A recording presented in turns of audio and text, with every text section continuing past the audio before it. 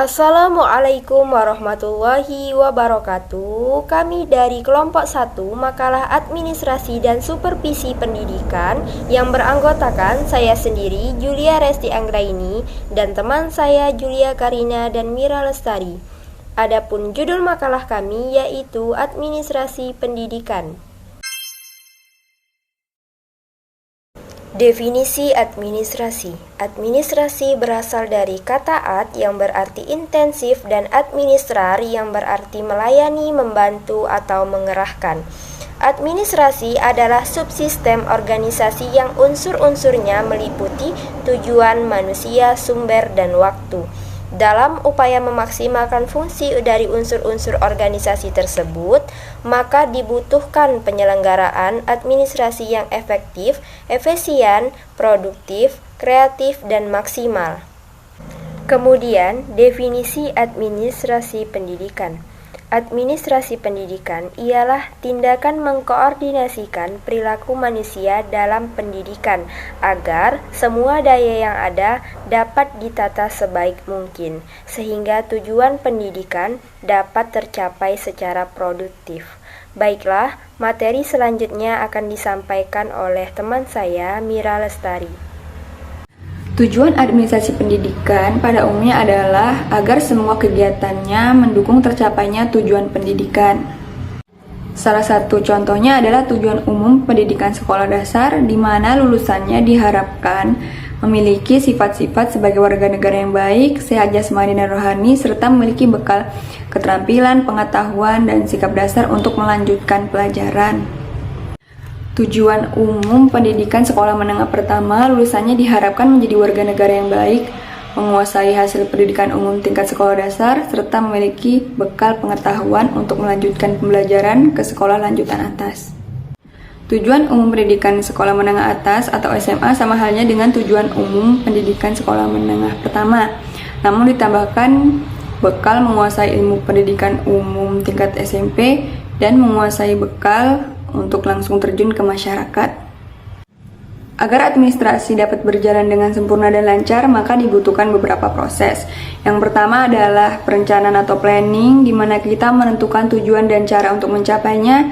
Yang kedua adalah pengorganisasian atau organizing, di mana kita mengidentifikasi dan menempatkan beberapa tugas dan pekerjaan orang.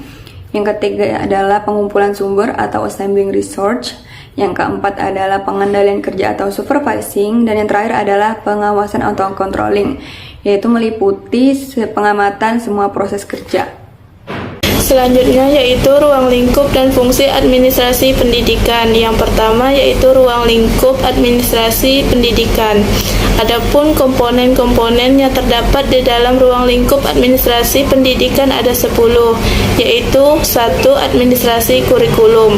Administrasi kurikulum adalah proses kegiatan yang dilaksanakan secara terencana, secara matang dan sungguh-sungguh. Yang kedua, administrasi ketenagaan pendidikan. Administrasi ini terdiri dari perencanaan, pengorganisasian, pengawasan, pelaporan, pengkoordinasian, dan pembiayaan serta memanfaatkan fasilitas yang ada. Yang ketiga, administrasi kesiswaan. Administrasi ini berkaitan dengan siswa. Yang keempat, administrasi sarana dan prasarana. Administrasi ini adalah aspek dan komponen pendidik yang berkaitan dengan sarana prasarana, baik secara langsung maupun tidak langsung. Yang kelima adalah administrasi keuangan dan pembiayaan. Administrasi ini mengatur dan memproses keuangan. Yang keenam yaitu administrasi perkantoran atau tata usaha pendidikan. Administrasi ini mengelola surat keluar dan masuk, buku tamu, dan lain-lain. Yang ketujuh adalah administrasi unit penunjang pendidikan seperti pramuka, olahraga, UKS, dan bimbingan konseling. Yang kedelapan yaitu administrasi layanan khusus seperti konsumsi peserta didik dan bimbingan khusus peserta didik, misalnya les. Yang kesembilan yaitu administrasi lingkungan dan keamanan sekolah seperti contohnya jadwal penjaga dan jadwal kebersihan sekolah atau madrasah. Yang ke-10 yaitu administrasi hubungan sekolah dengan masyarakat. Administrasi ini melibatkan guru, orang tua, dan masyarakat. Selanjutnya yaitu bidang-bidang yang mencakup dalam administrasi pendidikan. Bidang-bidang yang mencakup dalam administrasi pendidikan ada 5, yaitu bidang tata usaha sekolah, bidang personalia murid, bidang personalia, bidang pengawasan atau supervisi, dan bidang pelaksanaan dan pembinaan kurikulum. Selanjutnya yaitu fungsi administrasi pendidikan. Yang pertama yaitu administrasi pendidikan sebagai alat pengumpul data informasi dan penyelesaian masalah-masalah dalam pembelajaran yang dihadapi sehari-hari. Maksudnya adalah administrasi pendidikan tidak hanya sebagai alat pengumpul data informasi saja, tetapi sebagai penyelesaian masalah-masalah yang terjadi di pembelajaran di kehidupan sehari-hari.